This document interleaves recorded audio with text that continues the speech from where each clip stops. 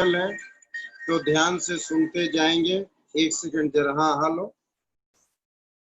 मैं क्लास ले रहे हैं, बाद में बात कर ले।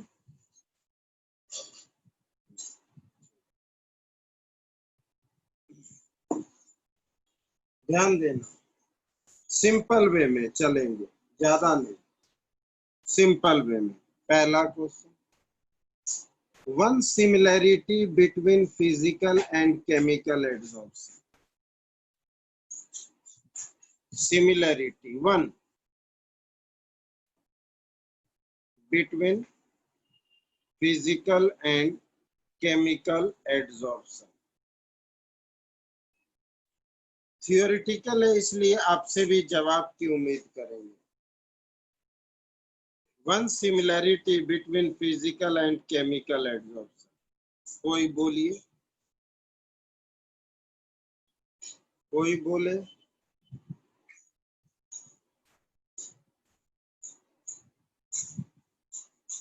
ध्यान देना, प्रॉपर आंसर जो होता है both depends on surface area. बिल्कुल सही तन्मय, बिल्कुल सही कि both depends on surface area. Surface area, surface area पर दोनों डिपेंड करता है। Increase in surface area directly proportional both chemical and physical adsorption increase। Concentration जो होता है रिएक्शन के लिए, फिजिकल में कंसंट्रेशन, केमिकल में कंसंट्रेशन से कोई खास मतलब नहीं, क्योंकि वो केमिकल एड्सॉर्प्शन, प्रेशर बढ़ेगा, ठीक है। फिजिकल के केस में, गैस के केस में एड्सॉर्ब होगा mainly surface area. Surface area दोनों के लिए है। ध्यान देना, थोड़ा सा अलग अलग सा सिलेक्ट करके। अब प्रेशर के लिए फिजिकल में बढ़ता जाता है, केमिकल में तो सिंपली रिएक्ट हो जाता है, लेकिन केमिकल में जितना सरफेस एरिया होगा उतना ज्यादा एडजॉर्ब, फिजिकल में जितना ज्यादा सरफेस एरिया उतना ज्यादा एडजॉर्ब। वैसे सारे कुछ हैं, लेकिन प्रॉपर अगर आंसर देना चाहोगे तो सरफेस एरिया, ठीक है। दोनों के केस में इक्वली बढ़ते जाते, उतना ज्यादा एड्सॉर्प्शन होगा।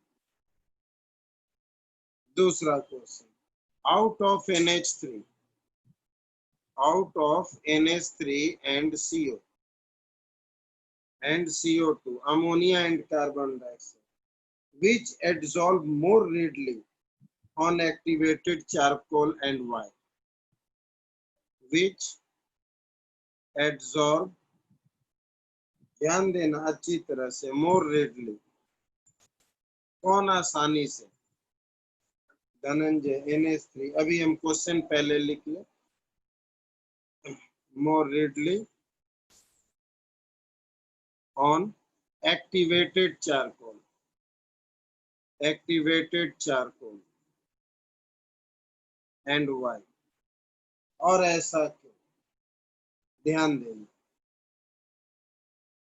इन दोनों में आसानी से एड्सॉर्ब कौन होगा और क्यों होगा, ये जवाब देना है। मेन कारण आप में से कोई लिखो एक वर्ड में, मेन कारण आप में से कोई लिखो एक वर्ड में। क्रिटिकल टेम्परेचर आपने लिखा, बिल्कुल सही, थोड़ा सा और, बिल्कुल सही। इजली लिक्विफिएबल ऐसे बोलेंगे, ये चीज आपने पढ़ा है कहाँ? तो 11th के स्टेट ऑफ मैटर में लिक्विफिकेशन ऑफ गैस, 11th के state of matter chapter liquefaction of gas, याद दिला रहे हैं। इजली लिक्विफिएबल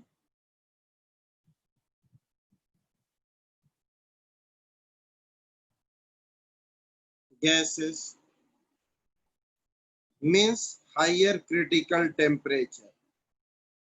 easily liquefiable gases का मतलब higher critical temperature. Critical temperature are easily adsorbed. पहले देखिए, because van der Waal force are strong near critical temperature. कारण तो because van der Waal force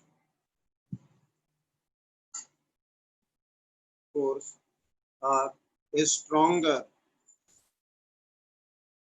near critical temperature. ठीक, तो इन दोनों में critical temperature NH3 gas will be adsorbed more readily. Therefore NH3 gas, अब ये हमें पता नहीं होता है कि किस गैस का क्रिटिकल टेम्परेचर, तो सिंपली NH3 और CO2 को आपको इसलिए याद रखना है कि 11th के हमने अभी अभी क्या कहा कि स्टेट ऑफ मैटर में लिक्विफिकेशन ऑफ गैस में वहां एक क्वेश्चन है और वहां टेबल भी बना हुआ, इन्हीं पर बेस्ड क्वेश्चन है, इसलिए आपसे वही क्वेश्चन पूछा जाएगा जो आपको पता होना चाहिए. तो NH3 gas will be adsorbed more readily.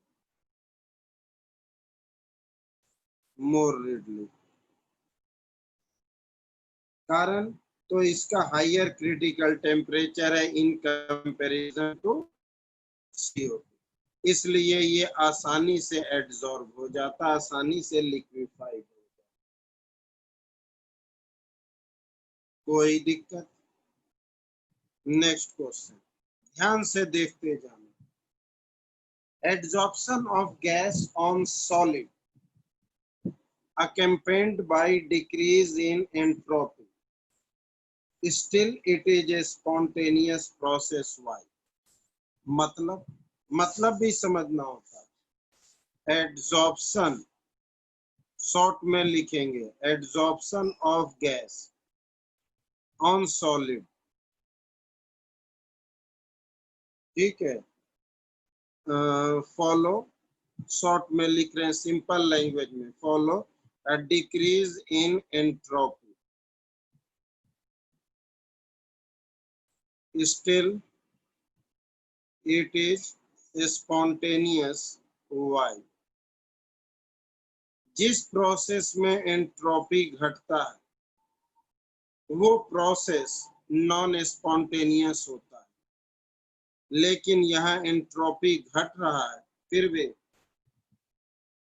Ahmad बिल्कुल सही जवाब. कुछ लोग का तो देखे नहीं, सब लोग अपना अपना चैटिंग करके बता दो. एंट्रोपी भी घट रहा है. टेम्परेचर इंक्रीज नहीं डिक्रीज हो रहा है. गिव्स एनर्जी नेगेटिव, हाँ ऐसे बोलिए, हमने लिखवा रखा है. आंसर में आप क्या जवाब दोगे? ध्यान देना. एक्सोथर्मिक बिल्कुल सही. कीर्ति सही है, मिला जुला आंसर सब लोग सही दे रहे हो, तो ध्यान देना.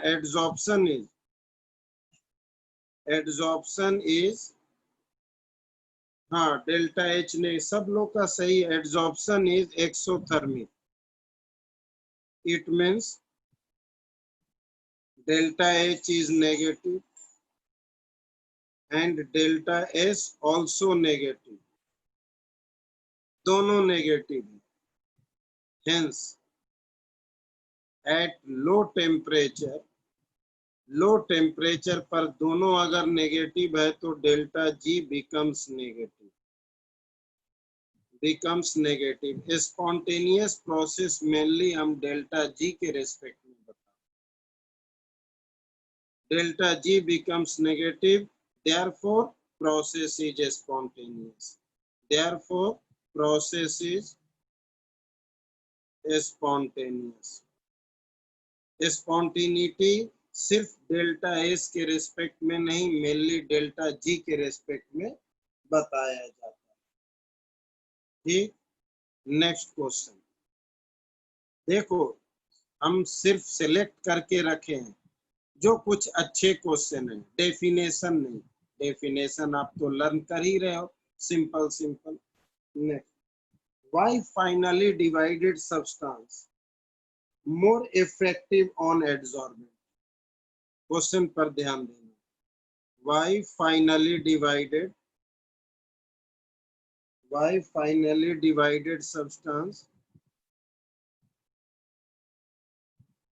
substance more effective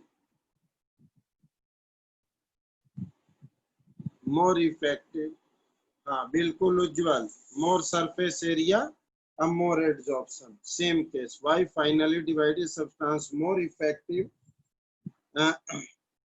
on adsorbent. Adsorbent के ऊपर फाइनली डिवाइडेड सब्सटेंस का मतलब टुकड़ों में। जब भी हम किसी सब्सटेंस को टुकड़ों में करते हैं तो सरफेस एरिया बढ़ता है। तो सिंपल वे में it has more surface area, ठीक है, and more number of active site, ठीक है, हेंस एड्सॉर्प्शन इंक्रीजेस।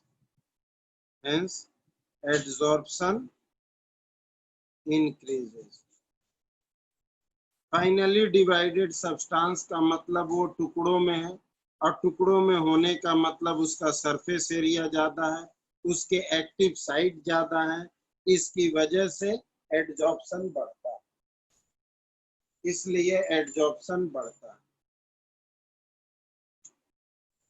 ध्यान देना। नेक्स्ट, केवल ध्यान से जो भी क्वेश्चन सिंपल इन केमिजॉर्प्शन ध्यान से, y x upon m initially increases then decreases with temperature की बात। बच्चे थोड़ा सा कंफ्यूज हो जाते हैं, एक सेकंड रुकना। हाँ, in chemisabsorption y x upon m initially increases, कोई ब्लू कॉपी होगा, initially increases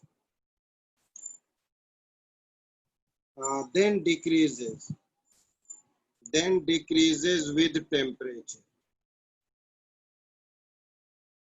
हमारी बात को थोड़ा सा रुक जाना, कुछ कहना भी है।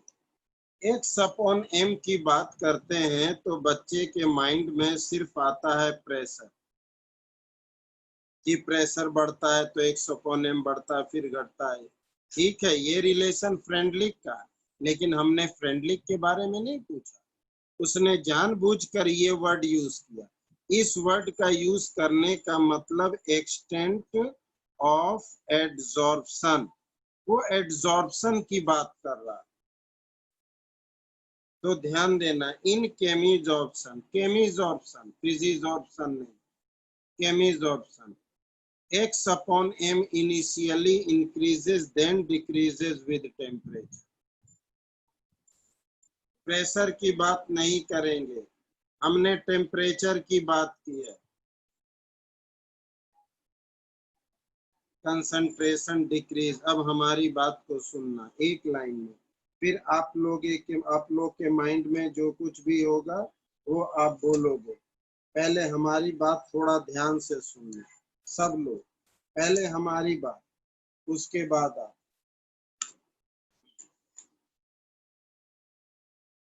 ध्यान देना, शुरू में ध्यान से सुनना, शुरू में जब आप टेम्परेचर देते हो वो एक्टिवेशन एनर्जी का काम करता है, यानी बॉन्ड बनाने में यूज होता है। इसलिए टेम्परेचर बढ़ाने से केमिकल एड्सॉर्प्शन बढ़ता है, लेकिन फाइनली फिर तुम और बढ़ा दोगे तो वो बॉन्ड टूट जाता है। टेम्परेचर बढ़ाने से वो एड्सॉर्प्शन घटने लगता है।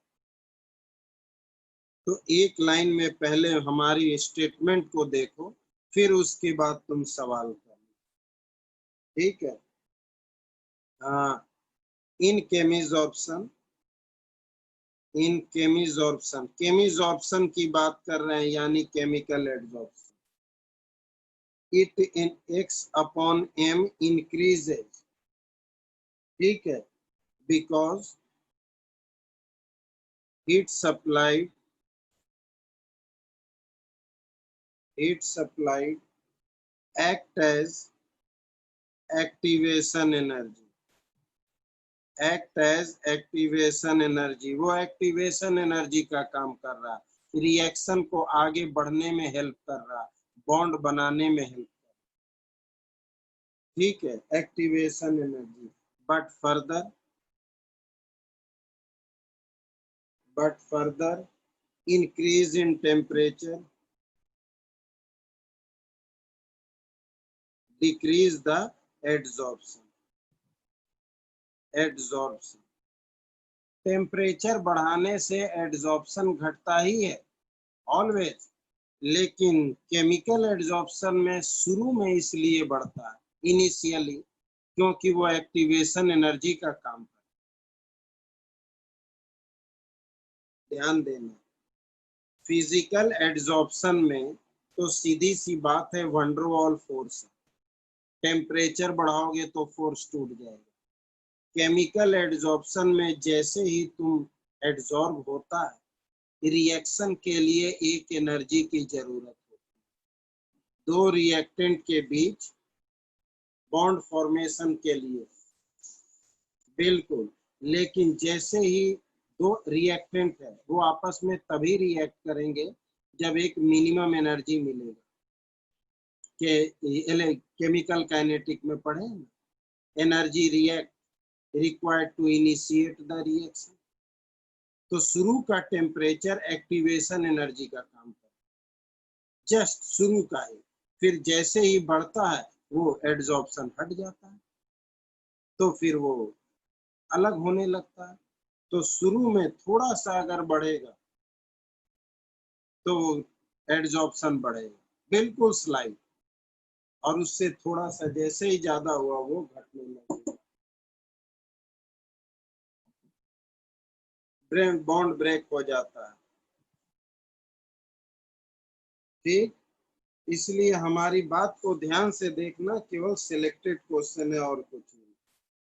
अब थोड़ा सा एड्सॉर्प्शन पर, हाउ फेनोमेना ऑफ एड्सॉर्प्शन, ध्यान देना, how phenomena of adsorption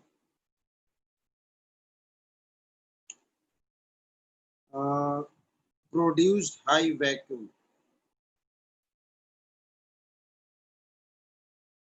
produced high vacuum, नहीं, आपको जवाब देना होगा कि वो वैक्यूम कैसे क्रिएट करता है adsorption, produced high vacuum, phenomena of adsorption. तो सीधी सी बात है, एक्टिवेटेड चारकोल, बिल्कुल एक्टिवेटेड चारकोल जो है सारे के सारे गैस को, एयर को एब्जॉर्ब कर लेता है ताकि वैक्यूम क्रिएट हो जाए, एक्टिवेटेड चारकोल, ठीक है। हमने ये एप्लीकेशन में लिखवा रखा, हमने ये एप्लीकेशन में लिखवा रखा। तो एक लाइन में, traces of air, traces of air, उड़ता ज्यादा, traces of air can be adsorbed by charcoal from vessel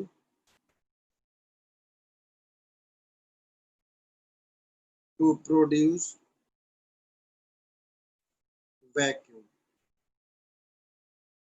to produce vacuum. तो ये जितने भी क्वेश्चन आपने देखे, क्या उम्मीद करें कि आपको ये सारा समझ आ गया। किसी को कोई दिक्कत हो तो बोल दो, किसी को कोई दिक्कत हो तो बोल दो। थोड़ा सा अपने तरीके से हमने सिलेक्टेड क्वेश्चन ही आपके सामने डिस्कस किया। आगे चले, NH3 वाला ध्यान देना। हमने क्या कहा, ये पॉइंट आपने 11th में पढ़ा कि अगर कोई गैस को कंपेयर करेंगे कि कौन सा गैस आसानी से एब्जॉर्ब होगा, तो जिसका क्रिटिकल टेम्परेचर ज्यादा होगा वो आसानी से एब्जॉर्ब होगा, क्योंकि नियर क्रिटिकल टेम्परेचर पर स्ट्रॉन्गर वंडरवाल फोर्स होता है। तो गैस जब एब्जॉर्ब होता है तो वो लिक्विफाई हो जाता है, इजिली लिक्विफेबल गैस। तो जो इजिली लिक्विफेबल गैसेस मतलब जिसका हायर क्रिटिकल टेम्परेचर है वो आसानी से एब्जॉर्ब, क्योंकि उस वक्त वंडरवाल फोर्स सबसे ज्यादा होता है। अब नेक्स्ट, ध्यान से सुनना जरूरी है।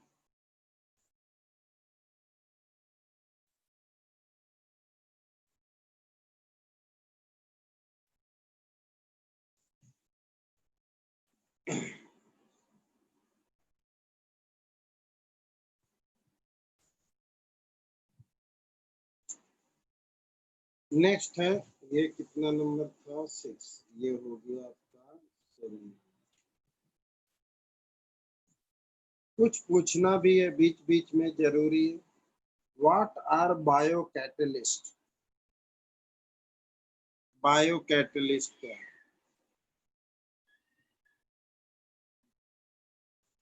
एंजाइम्स आर बायो कैटलिस्ट, बिल्कुल सही, एंजाइम्स आर बायो कैटलिस्ट। ठीक, विद एग्जांपल्स। तो पूरी बात डिस्कस कर लेते हैं, पूरी बात डिस्कस कर लेते हैं। माल्टेज, लाइक, लिगेज, जो भी आप लोग जानते हैं। तो हमने आपसे जो कुछ भी कहा वो हमारी बात को ध्यान से सुनोगे सारे लोग, ठीक। नाइट्रोजेनियस कंटेनिंग, तो ये बात हमेशा याद रखें। Nitrogenous containing organic compound, nitrogen containing organic compound obtained from plant and animal, plant and animal। एक सेकंड रुक जाना। हाँ हेलो,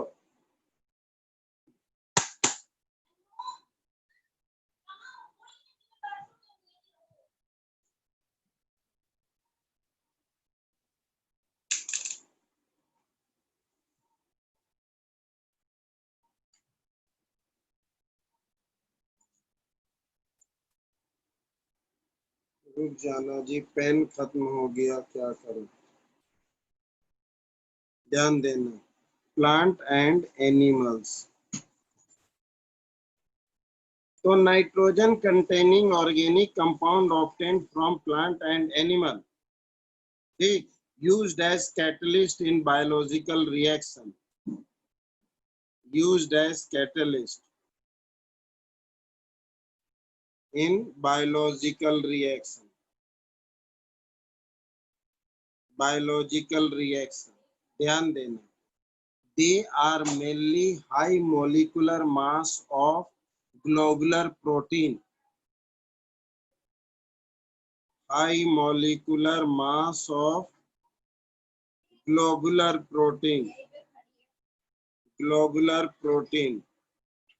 तो प्रोटीन मेनली दो तरह के हैं, एक फाइब्रस और एक ग्लोबुलर।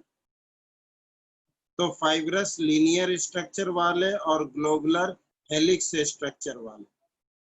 तो ग्लोबुलर प्रोटीन में भी जो हाई मॉलिक्यूलर मास होते हैं वही होते हैं एंजाइम। और वही एंजाइम बायोकैटलिस्ट कहलाता है।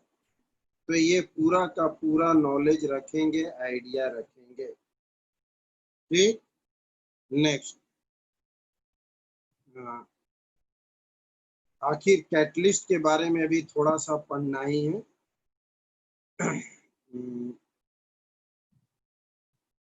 सेल्फ सेलेक्टिव कैटालाइसिस क्या है? सेल्फ सेलेक्टिव कैटालाइसिस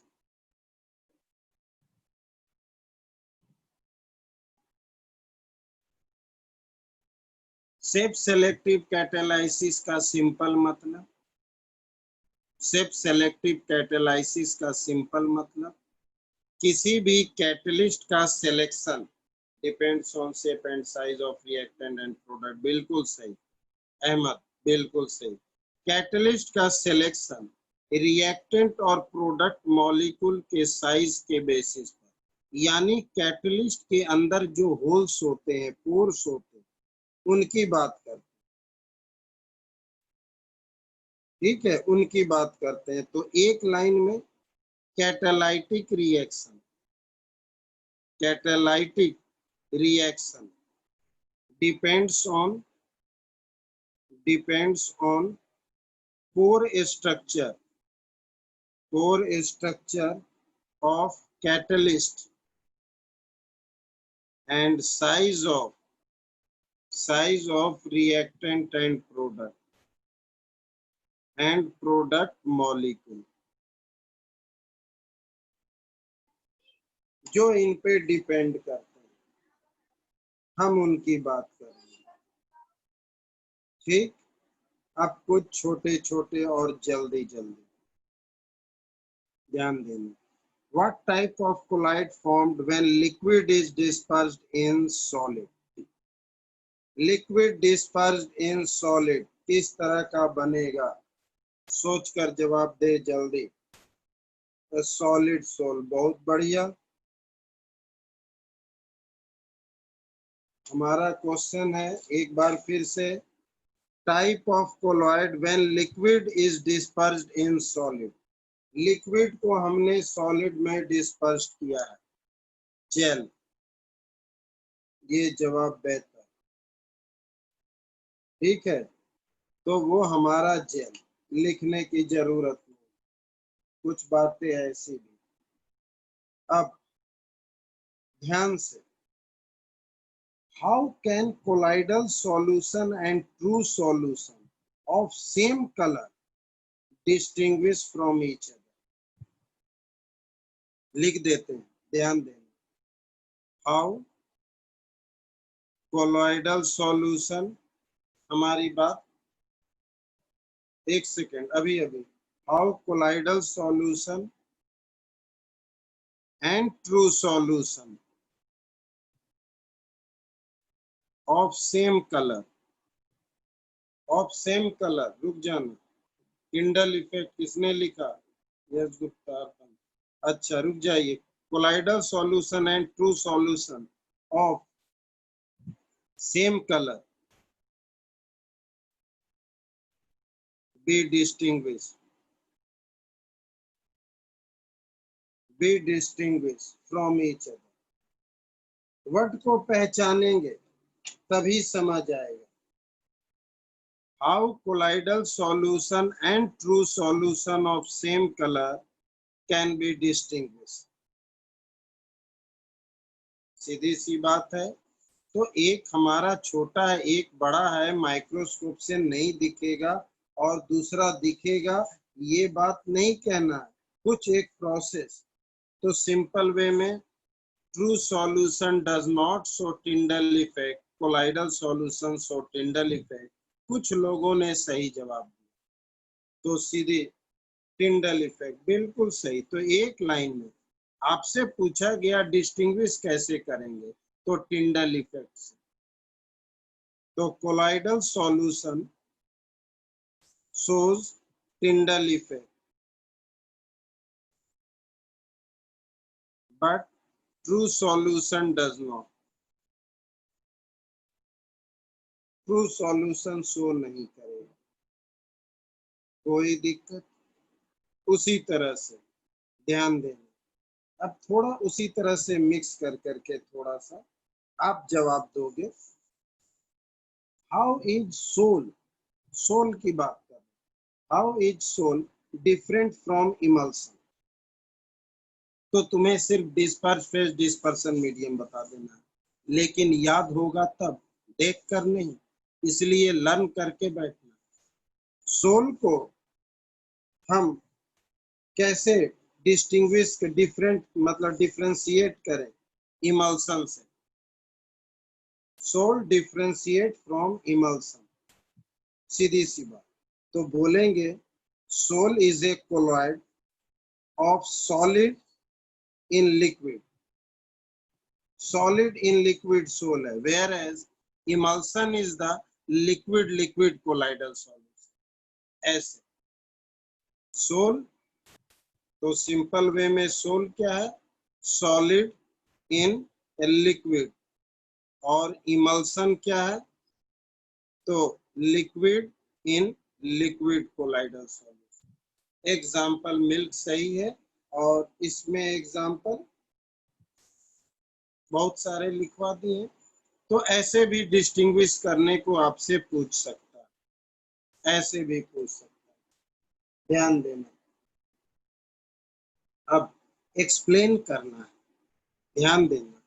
एक्सप्लेन, क्या एक्सप्लेन करे भाई। Some substance act as colloid and crystalloid, explain करना। Some substance act as colloid and crystalloid, इसे एक्सप्लेन करना। Some substance act as both colloid and crystalloid, दोनों को की तरह बिहेव करता है। थोड़ा सा दिमाग लगाएंगे, ज्यादा नहीं।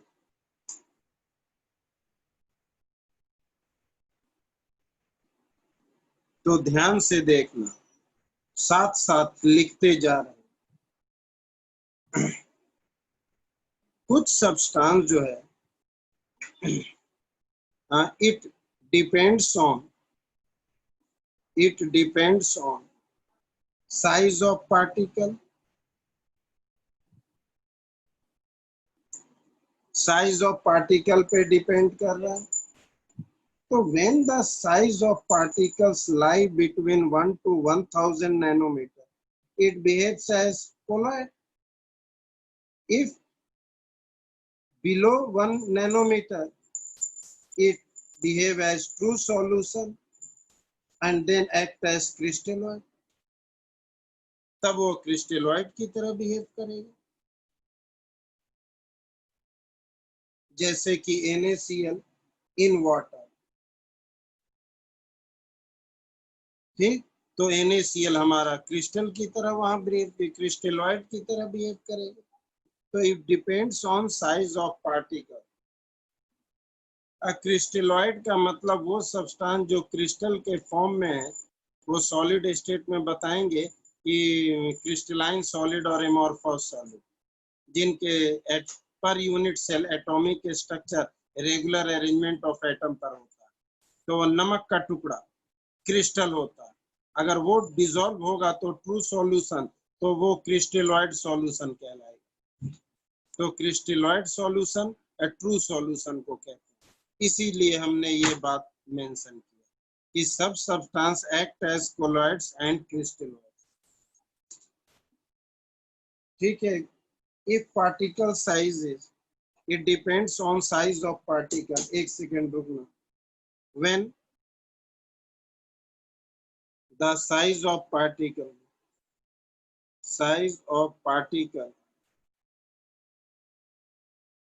lies between 1 to 1000 nanometer, it behave as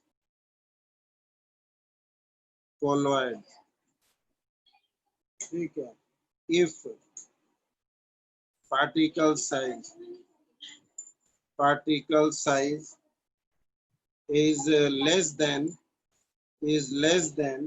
1 nanometer, it exists as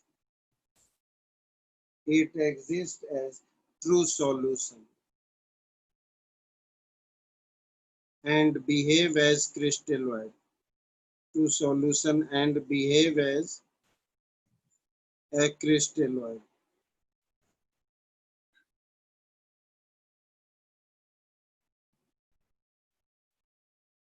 तो ध्यान देना, NaCl एग्जाम्पल लेते हैं। अगर हमने NaCl को माना वाटर में डाला और इसी NaCl को बेंजीन में डाला, दोनों ही लिक्विड है, ये सॉलिड है, ये लिक्विड है। वाटर के अंदर में ये क्रिस्टलोइड की तरह बिहेव करेगा और बेंजीन के अंदर में अब बिल्कुल डिसॉल्व नहीं होगा, कोलॉइड की तरह बिहेव करेगा, पार्टिकल का साइज बड़ा रहेगा। तो बेंजीन के अंदर में कोलॉइड की तरह बिहेव करेगा, वाटर में क्रिस्टलोइड की तरह। कोई दिक्कत, क्योंकि बेंजीन में ये नहीं के बराबर डिसॉल्व होता है, तो इसके पार्टिकल बेंजीन में बड़े बड़े होंगे, यानी 1 से 1000 नैनोमीटर के बीच। लेकिन ये वाटर में पूरी तरह से क्रिस्टल क्लियर हो जाता है, तो ये क्रिस्टलोइड की तरह। ऐसे कुछ क्वेश्चन पूछ सकते हैं, ऐसे कुछ क्वेश्चन पूछेंगे। कोई दिक्कत? जो डिफरेंट हैं, अच्छे अच्छे क्वेश्चन है, वही हमने सिलेक्ट करके आपके सामने रखे, ऐसे नहीं। बाकी तो आपके कॉपी और एनसीईआरटी का तो क्वेश्चन करना ही। एक सेकंड, दो आदमी का एक साथ टकरा गया। पहले फौजिया तुम बोलो, क्या बोली? दो लोग एक साथ टकरा गए, नहीं दिखा। सर NaCl का पार्टिकल बड़े होंगे या बेंजीन के? अरे बाबू, ये तो डिस्पर्सन मीडियम है, डिस्पर्स फेज तो ये है, हम तो डिस्पर्स फेज की बात करेंगे ना। कोलाइडल सॉल्यूशन तो इस पे डिपेंडेंट है, ठीक है। नहीं, सस्पेंशन नहीं होगा बालक, सस्पेंशन नहीं होगा। क्यों सस्पेंशन नहीं होगा? क्योंकि बेंजीन जो है, ध्यान देना, बेंजीन के अंदर में इलेक्ट्रोनेगेटिव कैरेक्टर डबल बॉन्ड की वजह से होता है, तो थोड़े बहुत बेंजीन पोलर होता है, तो इसलिए ये पूरी तरह से सस्पेंडेड फॉर्म में नहीं रहता, स्लाइट डिसॉल्व रहता है। इसके अंदर स्पेरिंगली सॉल्युबल और इसके अंदर complete soluble. Non polar completely नहीं होता, ना ही अल्काइन होता, अल्केन कंप्लीट पोलर होता, अल्कीन नहीं के बराबर, मतलब कि थोड़ा सा नॉन पोलर। एल्काइन और एल्कीन बेंजीन के अंदर थोड़ी बहुत, वैसे ये नॉन पोलर में काउंट होते हैं, लेकिन इनके अंदर 3 डबल बॉन्ड है, इलेक्ट्रोनेगेटिव कैरेक्टर। इसकी वजह से कोई भी सब्सटेंस पूरी तरह से डिसॉल्व नहीं होता है, स्लाइड डिसॉल्व, बहुत स्लाइड डिसॉल्व होता है, इसलिए कोलॉइडल रेंज में होता है, सस्पेंशन रेंज में नहीं होता। लेकिन वाटर कंप्लीट पोलर है, इसलिए क्रिस्टलोइड form.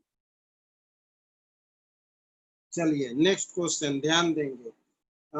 When NaCl is added to a hydrated, what will happen? ध्यान देना, what will happen? अभी कुछ टॉपिक नहीं हुआ है ना प्रॉपर्टीज में, इसलिए कुछ अच्छे क्वेश्चन भी अभी हम सेलेक्ट नहीं कर पाए, क्योंकि वो टॉपिक अभी हुआ नहीं, वो कल होना। तो what happen when solution of NaCl added to solution of hydrated ferric oxide, ferric oxide. ध्यान से पहले देखेंगे, समझेंगे, फिर कोई सवाल की तरफ मूव करेंगे। ध्यान देना, एक्चुअली में ये लिख दिए, लेकिन लिखना नहीं चाहिए, कोआगुलेशन होता है। और हमने सिर्फ अभी कोआगुलेशन वर्ड यूज किया है, कोआगुलेशन आप लोग को समझाया नहीं। जैसे कहीं कट जाता है, ब्लड निकलने लगता है तो वहां फिटकिरी लगा देते हैं, सेम उसी की तरह, तो वहां भी कोआगुलेशन। ठीक है। तो सिंपल वे में हम यहाँ लिख दे रहे हैं, बाद में डिस्कस कर लेंगे कि Fe3+ get coagulated in presence of negative charge Cl negative ion। हम इन पे बाद में डिस्कस कर लेंगे क्योंकि ये टॉपिक अभी हमारा हुआ नहीं। तो अब आप मुझे यहाँ पर सोच समझ कर जवाब दें। कोई दिक्कत, कहीं कोई परेशानी किसी को हो तो तुरंत बोलेंगे। आगे चलें। ठीक, ध्यान देंगे।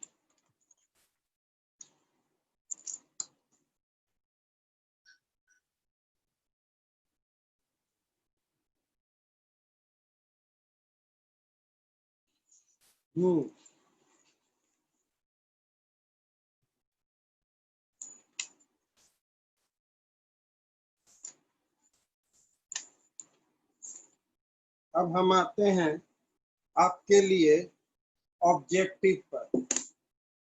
ऑब्जेक्टिव पर आते हैं, कुछ आपका जवाब मिलना चाहिए, यानी MCQ।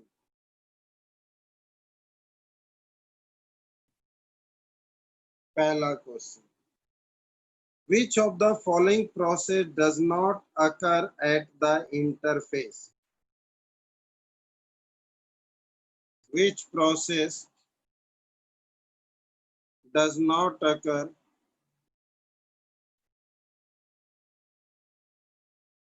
at interface? At interface of phase। पहला क्रिस्टलाइजेशन, डज नॉट अकर हमने लिखा, ठीक है।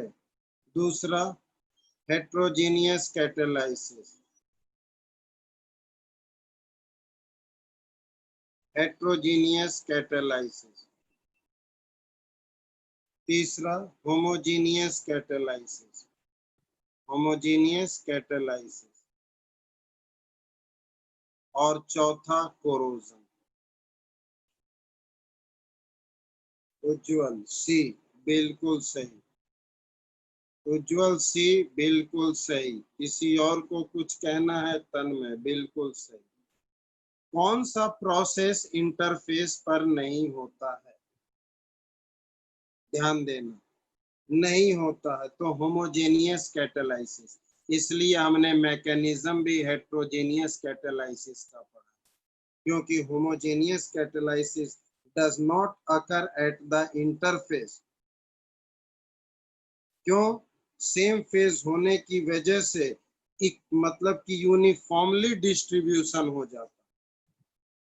सेम फेज में रिएक्टेंट और कैटलिस्ट होने की वजह से यूनिफॉर्मली डिस्ट्रीब्यूशन हो जाता, इसलिए ये सिर्फ इंटरफेस पे नहीं होता, बराबर में डिस्ट्रीब्यूटेड हो जाता, दोनों का डिस्ट्रीब्यूशन बराबर हो जाता। तो ये बात भी, ये पहला क्वेश्चन लिख देते हैं कि due to uniformly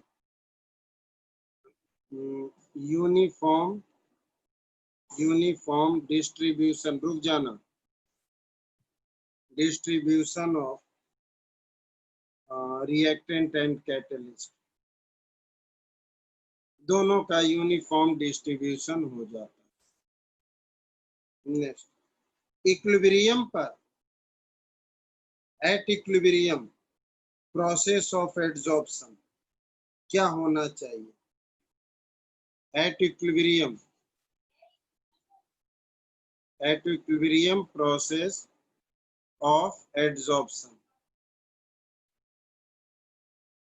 At equilibrium process of adsorption जवाब देंगे डेल्टा H greater than 0, दूसरा delta H equals to T delta S, तीसरा delta H greater than T delta S और चौथा डेल्टा H।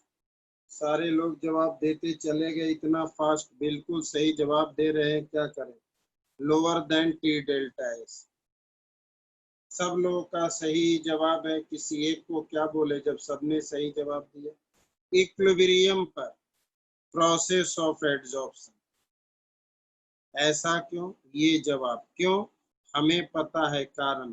डेल्टा जी होता है जीरो इक्विलिब्रियम पर और delta G equals to delta H minus T delta S होता है। अगर ये जीरो हो गया, ये इधर आ गया तो delta H T delta S के बराबर। कंफ्यूजन हो तो बोलेंगे, हम यहाँ हर चीज समझाते हुए आगे चल, इसलिए आप बोलेंगे जरूर, किसी को भी कैसा भी कंफ्यूजन। ठीक, पॉइंट को एक्सप्लेन करते हुए चल रहे हैं। तीसरा, थोड़ा यहाँ ध्यान दें,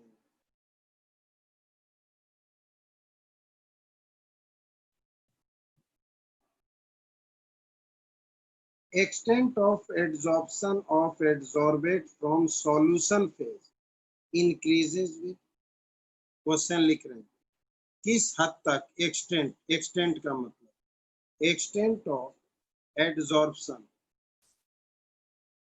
extent of adsorption of adsorbate from solution phase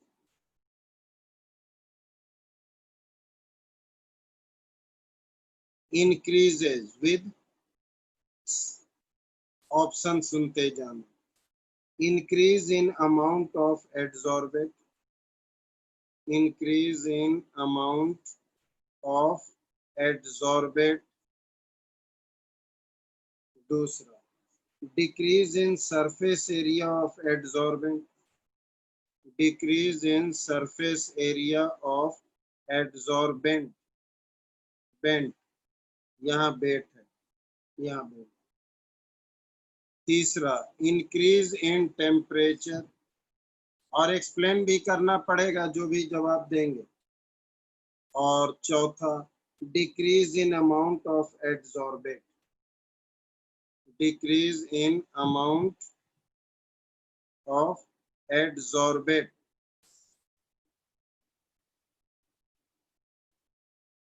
सब लोग ए में आंसर दे रहे हैं, बता सकते हैं क्यों। Extent of adsorption of adsorbate solution phase increases with increase in amount of adsorbate। ठीक, क्यों,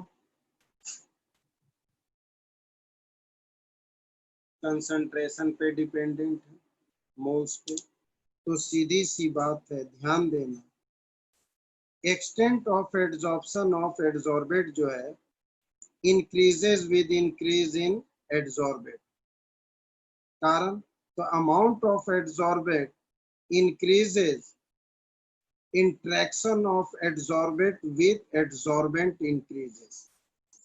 तो यहाँ पर प्रॉपर वे में रीजन लिख दे रहे हैं, increase in amount of adsorbate increases the interaction between adsorbate and adsorbent, adsorbate और एडसॉर्बेंट के बीच का इंट्रैक्शन को बढ़ा देता है, इस वजह से। ठीक, अब नेक्स्ट ध्यान से देखते जाना, which of the following is the example of absorption, which is example of absorption. Absorption का एग्जाम्पल कौन है? सोचकर दिमाग से एक्सप्लेन भी करना होगा। Water on silica gel. दूसरा, water on calcium chloride CaCl2 short में लिखिए। तीसरा, hydrogen on finely divided nickel. Finely divided nickel. चारों ऑप्शन तो देने देते, केबीसी में जाएंगे बिना ऑप्शन सुने जवाब देंगे तो बाहर कर देगा। हाँ, सबने भी देना शुरू कर दिया, हमने देख लिया, सबका आंसर भी आ रहा है, लेकिन ऑप्शन तो लिखने दो। H2 on nickel catalyst, finally divided nickel, और next oxygen on metal surface, oxygen on metal surface। तो यहाँ पर एब्जॉर्प्शन की बात हो रही है, एड्जॉर्प्शन की नहीं, कि मैक्सिमम अमाउंट गेट इनसाइड। ठीक, तो जैसे ही कैल्शियम क्लोराइड,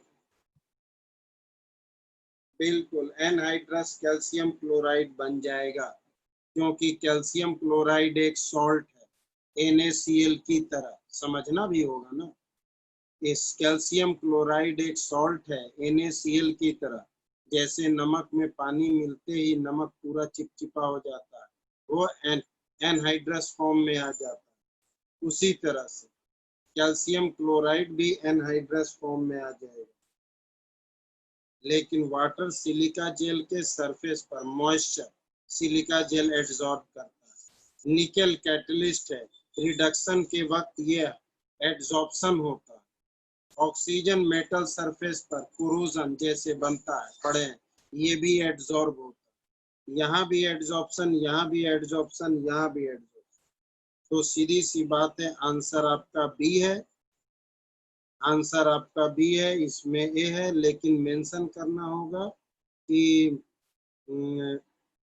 एक लाइन में मेंशन करना अगर चाहेंगे तो इट फॉर्म, एक लाइन में इट फॉर्म एनहाइड्रस CaCl2। बिल्कुल, हाँ, इट फॉर्म एनहाइड्रस CaCl2, ऐसे ये जवाब होगा। ठीक, अब ध्यान देना अच्छी तरह सारे लोग। Value of colligative property of colloidal solution are small in comparison to true solution. Why? ध्यान से, अच्छी तरह से। Fifth question, value of colligative property, colligative property of colloidal solution are small, ठीक, in comparison to true solution। Option तो देने दो।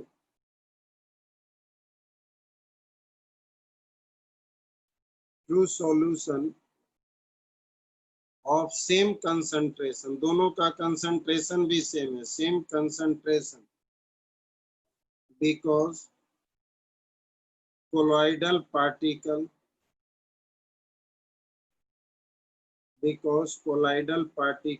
A number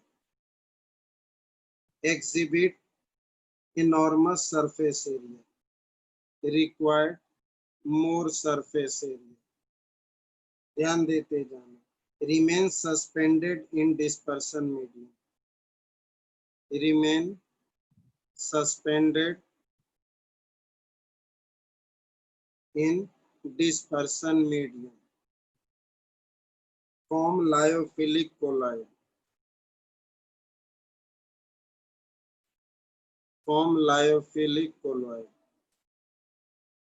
or comparatively less in number।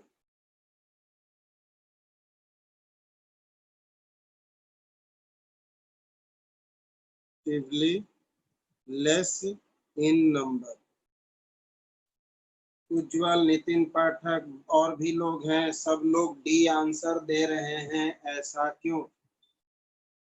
सब लोगों का डी आंसर, कुछ लोग ए कुछ लोग सी। जो लोग ए और सी में जा रहे हैं गलत है। कारण जो लोग डी में आंसर दिए हैं जल्द से जल्द बताएं, डी में आंसर आपने क्यों दिया? क्यों दिया डी का आंसर, ये भी तो बताएं। डी का आंसर आपने क्यों दिया ये भी बताना है, ऐसे ही नहीं कि हाँ डी है। आपसे कितनी बार कहा गया है, colligative properties are those property which depends on number of solid particle. तो नंबर ऑफ सॉलिड पार्टिकल पे ही तो depends in less number. Colloidal particle जो होता है वो लेस नंबर में होता है। तो अगर किसी का कॉलिगेटिव प्रॉपर्टीज कम है, इसका मतलब नंबर ऑफ पार्टिकल कम है। कॉलिगेटिव प्रॉपर्टीज ज्यादा है, मतलब नंबर ऑफ पार्टिकल ज्यादा है। अब ऐसा क्यों? सेम कंसंट्रेशन है, सेम कंसंट्रेशन होते हुए भी कोलाइडल सॉल्यूशन का पार्टिकल कम क्यों है? क्योंकि इनका साइज बड़ा है। साइज बड़ा होने की वजह से इसके नंबर ऑफ पार्टिकल कम है। तो हमारा आंसर ये। किसी को कोई दिक्कत, किसी को कहीं कोई कंफ्यूजन हो तो तुरंत जवाब दे दो, सब कुछ आपके सामने है, सब कुछ आपके सामने है। कहीं कोई कंफ्यूजन है बता दे।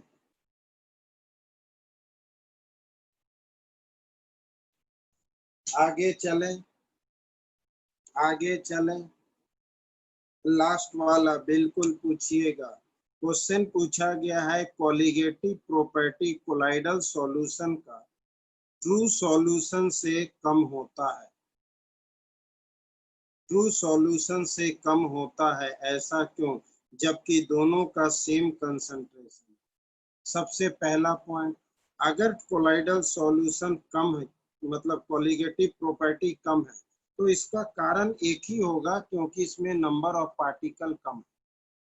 क्योंकि colligative property number of particle पे ही डिपेंड करता है। तो नंबर ऑफ पार्टिकल इसका कम है, इसलिए इसका कॉलिगेटिव प्रॉपर्टी कम है। क्वेश्चन का तो आंसर ये हो गया। लेकिन पूछेगा फिर दोबारा कि इसका नंबर ऑफ पार्टिकल क्यों कम? क्योंकि कोलाइडल सॉल्यूशन का पार्टिकल का साइज बड़ा होता है और कंसंट्रेशन सेम। सेम कंसंट्रेशन हो और नंबर ऑफ पार्टिकल कम हो जाए, इट मीन्स उसका साइज बड़ा होने की वजह से नंबर ऑफ पार्टिकल कम होते हैं। और नंबर ऑफ पार्टिकल कम होंगे तो कॉलिगेटिव प्रॉपर्टी कम होगा, क्योंकि colligative property number of particle पे डिपेंड करता है। किसी और को कुछ पूछना है? किसी और को कुछ पूछना है? हम आगे चलें। थर्ड वाला में क्या है? Extent of adsorption of adsorbate from solution phase increases. सीधी सी बात है। एक्सटेंट ऑफ एड्सॉर्प्शन तभी बढ़ेगा जब अमाउंट बढ़ेगा। कारण टेम्परेचर बढ़ने से एड्सॉर्प्शन घटता है, सरफेस एरिया घटने से एड्सॉर्प्शन घटेगा, अमाउंट घटने से एड्सॉर्प्शन घटेगा। क्योंकि अमाउंट बढ़ेगा तभी तो डिस्पर्स्ड फेज और डिस्पर्सन मीडियम के बीच इंटरेक्शन बढ़ेगा। तो इसलिए अमाउंट बढ़ेगा तो एड्सॉर्प्शन बढ़ेगा। किसी को कोई दिक्कत हो तो तुरंत कह दें।